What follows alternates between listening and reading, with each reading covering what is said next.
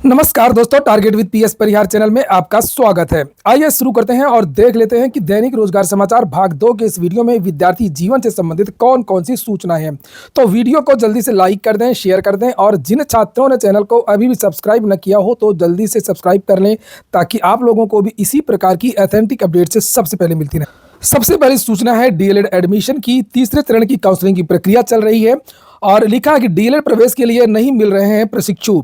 DElEd में मैंने इसको लेकर के वीडियो बनाया था कल भी और आप लोगों को जानकारी दी थी कि इस बार आधे से ज़्यादा जो विद्यार्थी हैं जिन्होंने आवेदन किया था डीएलएड में प्रवेश के लिए, उनमें से आधे से कम ज़्यादा जो विद्यार्थी हैं वो काउंसलिंग में आ रहे हैं।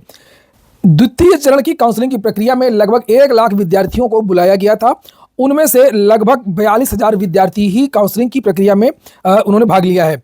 लिखा है कि डिप्लोमा इन एलिमेंट्री एजुकेशन प्रशिक्षण के लिए प्रवेश प्रक्रिया 8 जनवरी से चल रही है और 20 जनवरी को पूरी होगी। इसमें प्रवेश के लिए प्रशिक्षु नहीं मिल रहे हैं। ये देखिए, बहुत सारे जो विद्यालय हैं उनकी ये शिकायत है कि इस बार एडमिशन बहुत कम हो रहे हैं और शायद यही कारण है कि बहुत सारे जो विद्यालय हैं उन्होंने अपनी जो फीस है उसमें भारी कमी भी कर दी है। कुछ विद्यालयों के बारे में मैंने पहले भी जानकारी दी थी, आज की वीडियो में भी जानकारी दूंगा। पहले यहाँ पर देख लीजिए क्या लिखा हुआ है। और अब जानकारी निकल करके आ रही है कि अब इन जितने भी विद्यालय हैं जहाँ पर ये डीएलएड का कोर्स चल रहा है वहाँ पर सीधे प्रवेश की अनुमति भी दी जाएगी। उसको लेकर के भी यहाँ पर जानकारी आगे दी गई है। लिखा है कि 2024-25 में ऑनलाइन प्रवेश लिए जा रहे हैं। परीक्षा नियामक प्राधिकारी कार्यालय द्वारा जारी कार्यक्रम के अनुसार 20 जनवरी तक प्रथम चरण में प्रवेश किया जाएगा। वर्तमान में जनपद डायट के अलावा कुल 82 डीएलएड के प्राइवेट कॉलेज हैं। इन संस्थानों को 20 जनवरी तक प्रवेश लेने वाले अभ्यर्थियों की सूचना वेबसाइट पर लॉक करनी होगी, अन्यथा प्रवेश मान्य नहीं होगा। डीएलएड में 5,000 और बीएड में 2,000 सीटें हैं। ये बात तो हो रही है प्रतापगढ़ की, लेकिन सभी पूरे उत्तर प्रदेश का यही हाल है। यहाँ पर सीधे एडमिशन को लेकर के भी रमेश कुमार तिवारी जो प्राचार्य हैं, उप शिक्षा निदेशक जिला शिक्षण एवं प्रशिक्षण संस्थान अदर्शन डायट के, इनका बयान भी यहाँ पर छपा है सीधे एडमिशन को लेकर के। मैं वो भी अभी आपको दिखाऊंगा।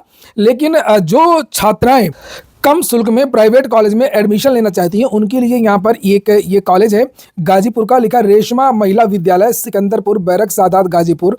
ये मोबाइल नंबर है, यहाँ पर आप देख सकते हैं 8545824812 डीएलएड बीटीसी।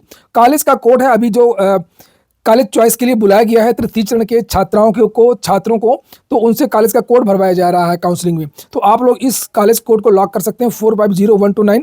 और लिखा है केवल बालिकाओं के लिए प्रदेश स्तर पर सबसे कम फीस और जो भी सुविधाएं आपको चाहिए, इनका दावा है आपको यहाँ पर सारी जो सुविधाएं हैं वो मिलेंगी।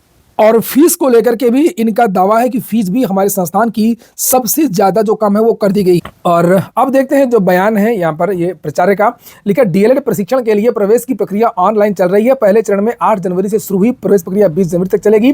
प्रवेश लेने वाले अभ्यर्थियों की सूचना वेबसाइट पर लॉक करनी होगी, अन्यथा प्रवेश मान्य नहीं होगा। और अगर आप लॉक नहीं करेंगे तो फिर कुछ नहीं होगा। और अगर आपने लॉक कर दिया, अगर आप कॉलेज नहीं गए, वहाँ पर वेरिफिकेशन नहीं कराया गया, तब भी वो जो पद है वो वैकेंट चला जाएगा। तो जो लॉक करने के बाद में लिस्ट आ जाएगा कि आपको ये विद्यालय मिला है, फिर वहाँ पर आपको जाना होगा, वेरिफिकेशन कराना होगा। अगर आपको लगता है ये विद्यालय सही नहीं है तो मत कराइए वेरिफिकेशन, अगले चरण में आप भाग ले सकते हैं, फिर से पैसा आपको जमा करना होगा अगर कॉलेज मिल जाता है तो। खैर, यहाँ पर इनका एक बयान है सीधे एडमिशन के लिए, लिखा सीधे प्रवेश के लिए सचिव परीक्षा नियामक प्राधिकारी कार्यालय द्वारा अभी तक कोई कार्यक्रम जारी नहीं किया गया है। जानकारी ये मिली है कि जब ये काउंसलिंग की प्रक्रिया पूरी हो जाएगी और जो सीटें हैं वो रिक्त रह जाएंगी तो उसके बाद से जो जितने भी विद्यालय हैं उनको सीधे एडमिशन के लिए कहा जा सकता है। और निश्चित तौर पर लगभग 3.5 लाख विद्यार्थियों ने इस बार आवेदन किया है। पदों की जो सीट हैं डीएलएड में वो लगभग 2,32,000 के आसपास सीट हैं, तो सीट तो रिक्त हो ही जाएंगी। देखिए, जब तक भर्ती नहीं आएगी शिक्षक भर्ती, चाहे वो 10-10 हज़ार पदों पर नियमित भर्ती हो, तब तक इन डीएलएड संस्थानों का, बीएड संस्थानों का यही हाल होगा।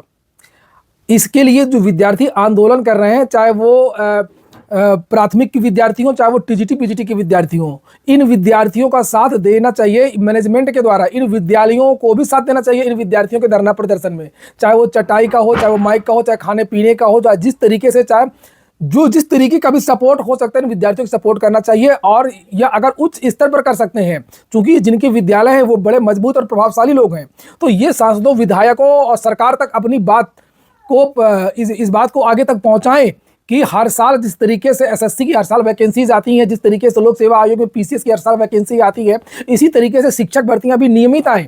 अगर नियमित भर्तियां नहीं आई तो डीएलएड बीएड नहीं, ये सारे लोग पढ़ाई करना ही बंद कर देंगे। गाँवों में तो कहावत हो गई है कि भैया पढ़ लिख के कुछ मिलता है नहीं है, उम्र बर्बाद होती है, जिंदगी नष्ट हो जाती है। उससे तो बढ़िया है कि 20-22 साल से ही बच्चे को किसी रोजगार में लगा दिया जाए, तो 30-35 साल की उम्र में वो पूरा अनुभव हो जाएगा और वो अपना पूरा सिस्टम बना लेगा। और फिर ये जितने भी विद्यालय हैं और जितने भी सब कुछ हैं ये सब बंद हो जाएंगे, चाहे सरकारी हो चाहे वो प्राइवेट हो। और डीएलएड वाले जो चिल्ला रहे हैं और जो बीएड वाले जो प्रबंधक जो चिल्ला रहे हैं, तो जब ये धरना प्रदर्शन आंदोलन होता है तब ये सब कहाँ जाते हैं? उनको ये लोग सपोर्ट क्यों नहीं करते हैं विद्यार्थियों का? विधानसभा में, संसद में भी अपनी जो बात है ये लोग उठवाएं, इस तरीके से कुछ करें, शासन पर दबाव बनाएं कि नियमित भर्तियां आए शिक्षकों की, चाहे वो टीजीटी पीजीटी हो चाहे वो प्राथमिक की हो। आप लोग को ये बात अगर पसंद आ रही हो तो वीडियो को आप लोग लाइक कर दें और अपनी राय भी कमेंट बॉक्स में कह सकते हैं कि ये बात सही है कि गलत है। राहत इंदौरी जो एक शायर थे वो अक्सर कहा करते थे कि अगर खिलाफ हैं होने दो, जान थोड़ी है, ये सब धुआं है कोई आसमान थोड़ी है, लगेगी आग तो आएंगे घर कई जद पे, यहाँ पे सिर्फ हमारा मकान थोड़ी है। तो अगर भर्तियां नहीं आएंगी तो सभी का नुकसान होगा, चाहे वो कोचिंग संस्थान हो, चाहे वो विद्यालय हो, चाहे वो छात्रों को तो नुकसान हो ही रहा है। चलिए अब बात कर लेते हैं सहायक लोको पायलट भर्ती CBT 1 का परिणाम इसी माह जारी होगा। रेलवे की ओर से सहायक लोको पायलट की CBT 1 का परीक्षा परिणाम इसी माह जनवरी में जारी कर दिया जाएगा। परीक्षा परिणाम जारी होने के बाद CBT 2 की परीक्षाएं कराई जाएंगी। परीक्षाओं की तिथियां बाद में घोषित होंगी। और रेलवे भर्ती बोर्ड की ओर से सहायक लोको पायलट के रिक्त पदों पर भर्ती के लिए कंप्यूटर आधारित परीक्षा गत वर्ष 25 से लेकर के 29 नवंबर तक 9 शिफ्ट में कराई गई थी। तो रेलवे का ही ठीक है, भले कम पदों पर हो, लेकिन भर्तियां इस समय रेलवे में चल रही हैं। 5 साल बाद इन विद्यार्थियों का तो इंतजार समाप्त हो गया है। और रेलवे ने यह भी कहा है कि अब हम हर साल भर्ती निकालेंगे। अगले साल का भी परीक्षा कैलेंडर 2025-26 का भी परीक्षा कैलेंडर रेलवे ने पहले ही जारी कर दिया है। परिणाम को लेकर के भी लिखा है, अब परीक्षा परिणाम तैयार किया जा रहा है। परिणाम जारी करने से पूर्व रिव्यू किया जा रहा है। संभावना जताई जा रही है कि सहायक लोको पायलट भर्ती का परिणाम इसी माह जनवरी के लास्ट में जारी कर दिया जाएगा। जनवरी के महीने में ये ग्रुप डी भर्ती की भी आने की संभावना है। 23 जनवरी के लिए नोटिफिकेशन जारी ही हो चुका है। अगली सूचना है बिहार से। बीपीएससी ने उसके खिलाफ आरोप लगाने वाले नेताओं व कोचिंग संस्थानों को कानूनी नोटिस भेजा। सबसे बड़ी बात यह है कि ये तो नोटिस भेज देंगे, इनको नोटिस कौन भेजेगा? जो लगातार भर्तियों में ये गड़बड़ियां होती हैं, इनकी लापरवाही की कमी के कारण उस पर कार्रवाई कौन करेगा? ये तो बात में दबाने की कोशिश की जाती है इन लोगों को, जो भी, चाहे वो छात्र हो चाहे वो कोचिंग संस्थान वाले हों, प्रत्यक्ष रूप से अप्रत्यक्ष रूप से।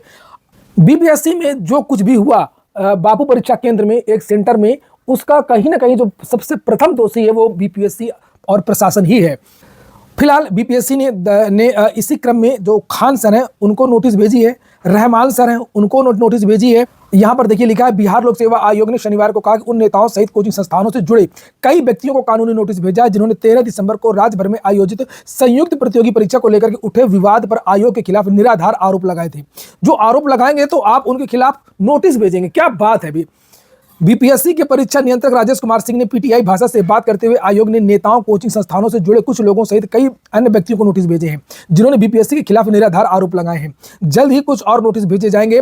परीक्षा नियंत्रक ने नोटिस भेजने वालों के नाम का खुलासा नहीं किया, लेकिन जन स्वराज पार्टी के उपाध्यक्ष वाईवी गिरी ने पुष्टि की है कि नोटिस प्राप्त करने वालों में पार्टी के संस्थापक प्रशांत किशोर भी शामिल है। भाई कोई भी आदमी, कोई भी छात्र हो, स्टूडेंट हो, कोई भी हो, आप किसी भी चीज के खिलाफ आप अपनी जुबान खोल नहीं सकते हैं। तो यहाँ पर ये आप लोग देख सकते हैं, लेकिन बीपीएससी के सूत्रों ने पुष्टि की है कि इस संबंध में पटना स्थित कई अन्य व्यक्तियों और कोचिंग संस्थानों के मालिकों को नोटिस भेजे गए हैं। और इस बीच पूर्णिया से निर्दलीय सांसद राजेश रंजन उर्फ पप्पू यादव ने 13 दिसंबर की परीक्षा रद्द कराने की मांग कर रहे छात्रों के समर्थन में 12 जनवरी यानी आज बिहार बंद का आह्वान भी किया है। अगली सूचना है बीपीएससी शिक्षक भर्ती की। लिखा है, सफलता के बाद भी नौकरी से वंचित हो सकते हैं। तो अभी बीपीएससी TRE 3 का रिजल्ट आया है। बहुत सारे ऐसे छात्र हैं जिन्होंने गलत डॉक्यूमेंट्स लगा दिए हैं और उनका चयन भी हो गया है। लिखा है, तीसरे चरण की शिक्षक नियुक्ति परीक्षा में सफल होने पर भी कई शिक्षक अभ्यर्थी नौकरी से वंचित हो सकते हैं। कारण है कि आवेदन करते समय उन्होंने प्रमाण पत्र में गड़बड़ी कर दी। लिखा है कि किसी ने एस्टेट की जगह सीटेट का प्रमाण पत्र अपलोड कर दिया। लिखा इन अभ्यर्थियों की जो संख्या है वो सैकड़ों में है। अब ऐसे अभ्यर्थी शिक्षा विभाग से लेकर के बीपीएससी कार्यालय के चक्कर लगा रहे हैं। वे संबंधित अधिकारियों से 2-3 दिन के लिए पोर्टल खोलने की मांग कर रहे हैं ताकि काउंसलिंग शुरू होने से पहले अभ्यर्थी उसको अपडेट कर दें। लिखा है, काउंसलिंग के बाद बीपीएससी के वाटर मार्क्स लगे प्रमाण पत्र को ही सही माना जाएगा। जिन पर वाटर मार्क्स नहीं होगा उस प्रमाण पत्र को सही नहीं करार दिया जाएगा। तीसरे चरण में सफलता प्राप्त करने वाले अभ्यर्थियों में शामिल श्वेता कुमारी ने अंग्रेजी विषय में सफलता प्राप्त की है और इसने प्रोविजनल सर्टिफिकेट गलत डाल दिया है। अब सुधार के लिए परेशान है। तो उसके बारे में यहाँ पर बयान है सचिव का, लिखा शिक्षा विभाग से आदेश प्राप्त होने के बाद ही दोबारा पोर्टल खोला जाएगा। आयोग फर्जी प्रमाण पत्रों में सुधार के लिए खुद से पोर्टल नहीं खोलेगा। अभ्यर्थी आवेदन करते समय ध्यान नहीं देते हैं, जब रिजल्ट आ गया तो परेशान है। तो ये सूचना का यही मात्र उद्देश्य है कि आप लोग जब भी आवेदन करें तो उसको कम से कम 2-2 बार 3-3 बार रीचेक जरूर कर लें। और जो नोटिफिकेशन है, जो नियमावली है, या आप लोग मेरा चैनल है, अगर चैनल के द्वारा भी सूचना दी गई है तो उसको गौर से देखें, नोटिफिकेशन को भी गौर से देखें। ये हो गया आज का वीडियो। पूरा वीडियो सुनने के लिए बहुत बहुत धन्यवाद।